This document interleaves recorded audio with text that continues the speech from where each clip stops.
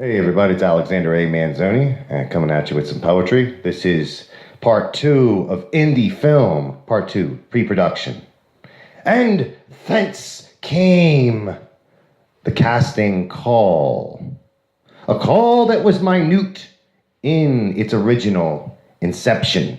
The internet took the post and spread it around to other sites, acting websites, until dozens of applications and headshots poured in.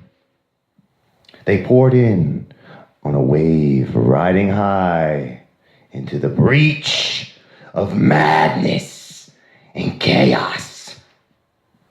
Chaos best served with a savage squad of unpaid PAs. Yes, chaos best served with the right people, plus a well-meaning and well-rounded AD. The DP came later.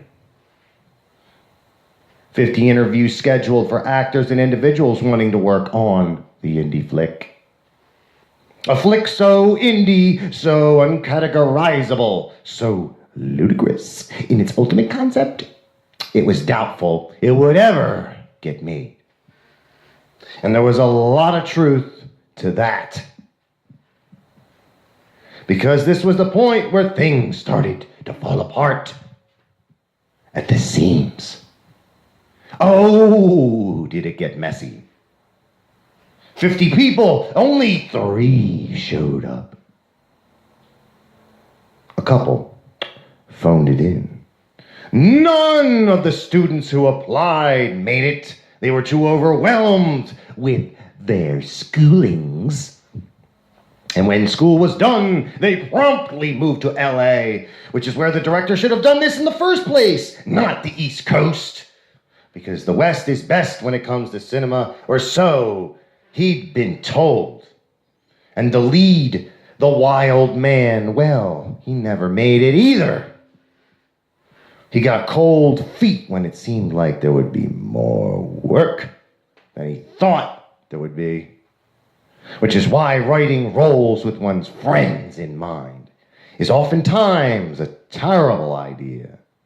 And to find a funny fat leading man, well, it's not easy either. Because the kind of people who applied to be in these films, well, most were models. People who had worked on commercials and things. You know, the kind of things where they force people to svelte themselves down. So, to find a Belushi, to find a Farley, it was a seemingly impossible task. Amongst the 12-pack abs and washboard bellies, manicured fingers and frosted tips, spiked gel, well-combed hairstyles.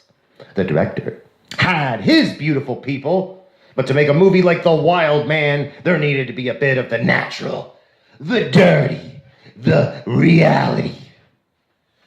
Yes, there needed to be reality in this movie about a man who lives in the forest, reintroduced into society, and how 20 years later, he's adapted to it.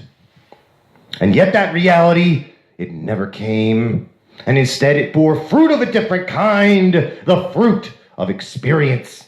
And that's something you can't buy.